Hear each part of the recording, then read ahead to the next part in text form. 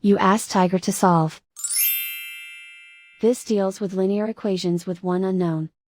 The final result is x equals 5/2.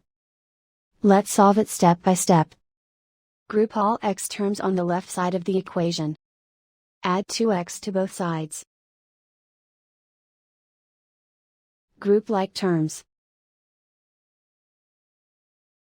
Simplify the arithmetic. Group like terms. Simplify the arithmetic. Group all constants on the right side of the equation. Add 5 to both sides. Simplify the arithmetic.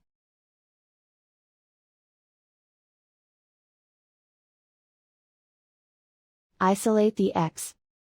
Divide both sides by -2. Cancel out the negatives. Simplify the fraction.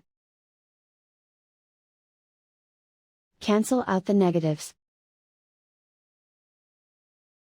And so the final result is x equals 5/2.